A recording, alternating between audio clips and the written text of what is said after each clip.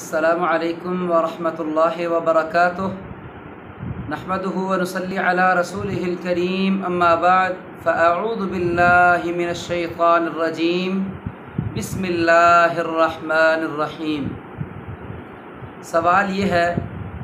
کہ کیا رکوع کے بعد ہاتھ باندھنے چاہیے یا نہیں؟ تو سب سے پہلے اس چیز سے ہم واقف ہیں کہ ہاتھ سینے کے اوپر وہ قیام کی حالت میں باندھے جاتے ہیں، اور قیام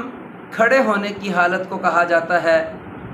وہ رکوع سے پہلے ہو یا بعد میں، کیونکہ محدثین نے اس بات پر باب قائم کیا ہے کہ باب القیام بعد الرکوع، رکوع کے بعد کا قیام۔ تو اس سے ہمیں یہ سمجھ آئی کہ رکوع کے بعد بھی قیام ہی ہوتا ہے، اور جو لوگ یہ کہتے ہیں کہ رکوع کے بعد کو قیام نہیں بلکہ قوما کہا جاتا ہے، تو قوما کا لفظ ذخیرہ احادیث کے اندر کہیں بھی نہیں ملتا۔ تو جب رکوع کے بعد بھی قیام ہے تو قیام کی حالت میں جو نبی کریم صلی اللہ علیہ وسلم کا طریقہ ہے وہ یہی ہے کہ ہاتھ سینے کے اوپر باندھے ہونے چاہیے۔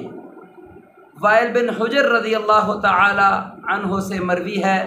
صحیح سند کے ساتھ، سنن نسائی کے اندر کہتے ہیں، میں نے رسول اللہ صلی اللہ علیہ وسلم کو دیکھا کہ جب بھی آپ نماز کے دوران کھڑے ہوتے تھے تو اپنے دائیں ہاتھ کو بائیں ہاتھ کے اوپر رکھا کرتے تھے۔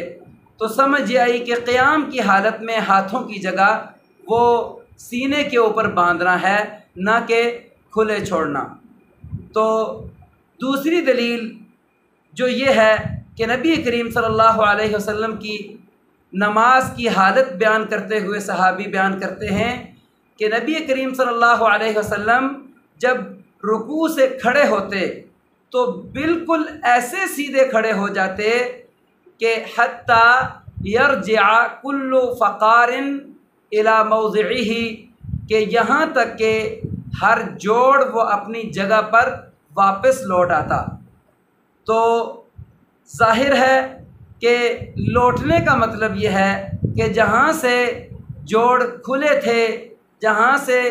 جوڑ یعنی ہاتھ جہاں سے چھوٹے تھے، جب وہیں پر واپس آئیں گے تو جوڑوں کے واپس لوٹنا وہ تبھی ثابت ہوگا۔ کیوں کہ جب رکوع سے اٹھ کر آپ ہاتھوں کو چھوڑ دیں گے تو جوڑوں کے واپس لوٹنے والی جو نبی کریم صلی اللہ علیہ وسلم کی سنت ہے تو وہ پوری نہیں ہوگی، کیونکہ ظاہر ہے کہ لوٹنے کا لفظ اسی کے لیے استعمال کیا جاتا ہے کہ جو چیز کہیں سے جائے اور پھر اپنی جگہ پر واپس لوٹے۔ تو بعض لوگوں کا یہ کہنا ہے کہ لوٹنے کا مطلب یہ ہے کہ ہاتھ سیدھے جو عام حالت ہے اس حالت کے اندر آ جائیں۔ تو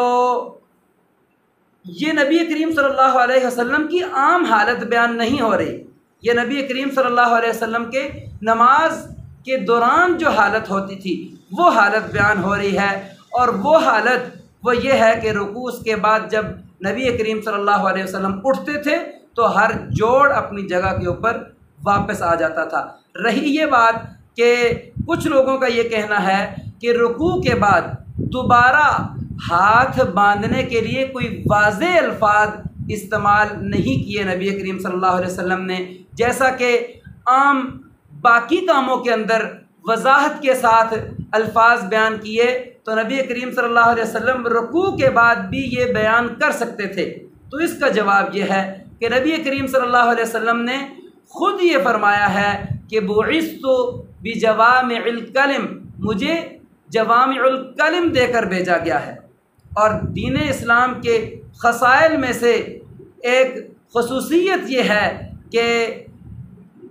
جس چیز کی ضرورت نہ ہو، جو چیز ایک دفعہ بیان ہو چکی ہو تو اس کو دوبارہ سے بیان کرنا یہ دین اسلام کی خصوصیت نہیں ہے، بلکہ جوامع الکلم میں سے ہی یہ چیز ہے کہ جو قیام کی حالت کے اندر جو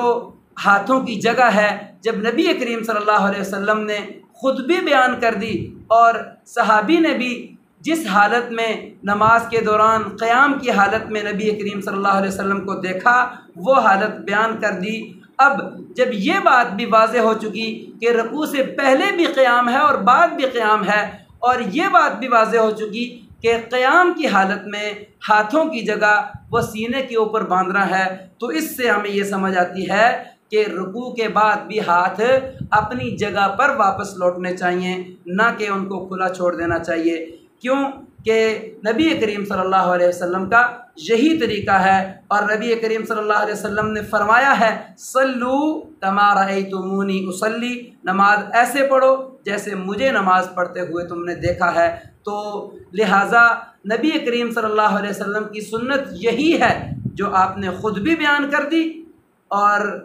خود بھی ہمیں نماز پڑھ کر دکھا دی، جو صحابہ کرام نے اپنے الفاظ کے ساتھ ہمیں بیان کی۔ تو اللہ تعالیٰ سے دعا ہے کہ اللہ تعالیٰ ہمیں قرآن و سنت کو صحیح معنوں میں سمجھ کر اس پر عمل کرنے کی توفیق عطا فرمائے، اور جب تک زندہ رکھے اسلام پر، جب موت دے تو ایمان کی حالت میں موت دے۔ السلام علیکم ورحمۃ اللہ وبرکاتہ۔